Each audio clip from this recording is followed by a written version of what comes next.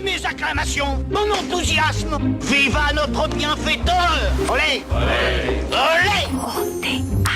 Et tout de suite, Christophe Barbier nous emmène au théâtre pour mettre en lumière l'imitation sur la scène avec un grand clin d'œil pour vous, Marc-Antoine Lebré. Et c'est avec vous, cher Christophe. Cyrielle, vous avez invité un imitateur. L'imitation au théâtre, dans de vraies pièces, pas les imitateurs professionnels avec leur spectacle, cela commence avec Molière.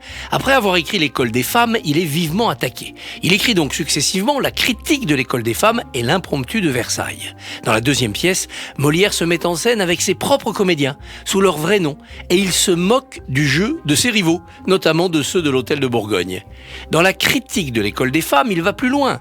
Certains personnages imitent clairement les aristocrates qui se sont permis de commenter sa pièce sur la jeune Agnès élevée par Arnolphe.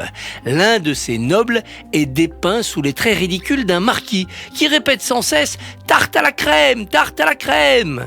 Quelques jours plus tard, au château de Saint-Germain, Molière croise le noble qui l'a inspiré pour cette caricature. Celui-ci, un haut personnage de la cour, lui fait signe de s'approcher. Molière obtempère, s'inclinant légèrement par respect. L'autre le saisit par les oreilles et frotte son visage contre son gilet, où il porte des boutons en diamant, bien effilés. Molière s'enfuit, le visage en sang, tandis que le noble hurle « Alors, Molière, tarte à la crème, tarte à la crème !»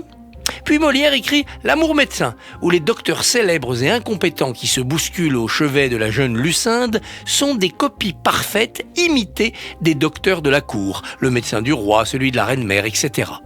Dans les siècles suivants, les auteurs sont plus prudents que Molière, et ils mettent rarement en scène des personnages qui imitent vraiment les puissants. Il n'y a que des allusions, pas d'imitation, la censure veille.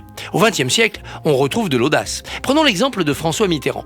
Dans les vœux du président, en 1990, Mitterrand vient chaque année, le 31 décembre, prononcer ses vœux au sein d'une famille de Français moyens. Le comédien n'imite pas le chef de l'État, juste sa silhouette. Plus tard, le même Mitterrand est incarné dans une pièce d'Olivier Py, traversant les derniers mois de sa vie, se confrontant à la mort. Là encore, aucune imitation et pourtant une saisissante vérité. J'ai moi-même eu la chance de jouer François Mitterrand dans Élysée, une pièce qui le montrait avec Jacques Chirac en 1981, quand ils décident tous deux de s'allier contre Giscard d'Estaing. Eh bien, il était passionnant de retrouver la gestuelle, certaines attitudes, sans se prendre pour un guignol de l'info de Canal+.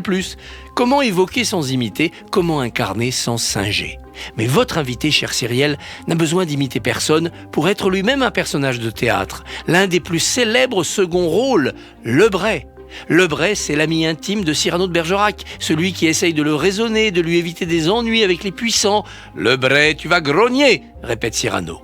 Lebray est là aux heures de gloire, il est là aussi quand Cyrano va mourir. Lebray, c'est l'un des plus attachants personnages du théâtre français. Et bien sûr, de la radio et de la télévision, Marc-Antoine Lebré. Vous avez déjà pensé à faire du théâtre? C'est bien lancé quand même. Du théâtre, j'en ai fait, mais très jeune, et je me suis fait virer.